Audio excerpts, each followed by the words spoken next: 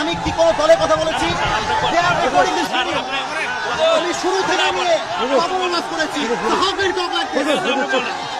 আমার প্রত্যেকটা বিএনপি মানুষ আমাকে ভালোবাসে। ক্ষমা চাওয়া লাগবে, ক্ষমা চাওয়া লাগবে, ক্ষমা চাওয়া লাগবে এখানে। ক্ষমা চাবে আমি সামলাইতে পারবো না। এই যুবকের কথা মানতে রাজি না। এটা 5ই আগস্ট আগে বাংলাদেশ নয়। বিরোধী কথা বলে পিছন চাপ রাখতে হবে না। ক্ষমা চাইতে হবে। আমিও ক্ষমা করতে হবে। আপনি কি আওয়ামী লীগ করেন? আপনি আওয়ামী লীগ আপনি কথা বললেন। আমরা যারা আইন চাকরি কেন আপনি সাহায্য দিয়েছে আপনি যুবকদের জেলে আপনি যুবকদেরকে আশ্চর্য কথা বগুড়ার মাঝে এইটা একটা উল্টো বলে বাবার নাম ভুলে দিব আমরা একেবারে।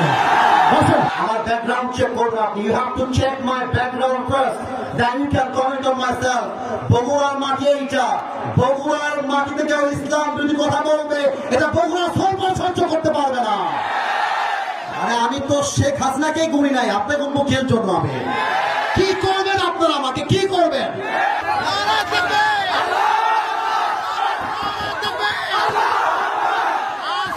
কেউ যদি বাধা দেয়, তোমরা আমার বাংলার যুবক ভাইরা ওদের বাবার নাম ভুলা দিবে।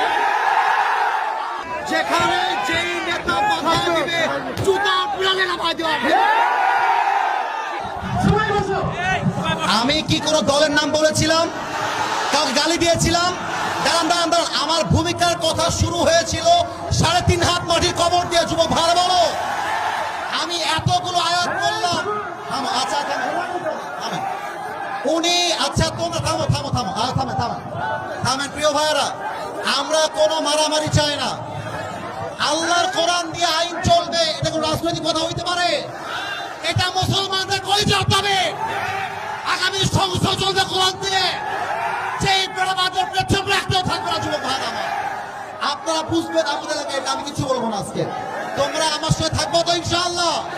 তোমরা আমার পক্ষে আছো তো ইনশাআল্লাহ? আবার দেখা হবে রাসূলুল্লাহ ওয়া তাআলা অবশ্যই মুমিন ইনশাআল্লাহ দেখা হবে ইনশাআল্লাহ।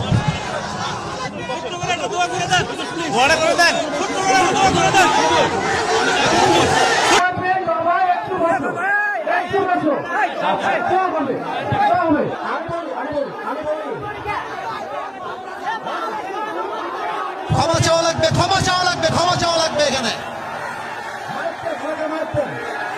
ক্ষমা চাবে আমি সামলাইতে পারবো না।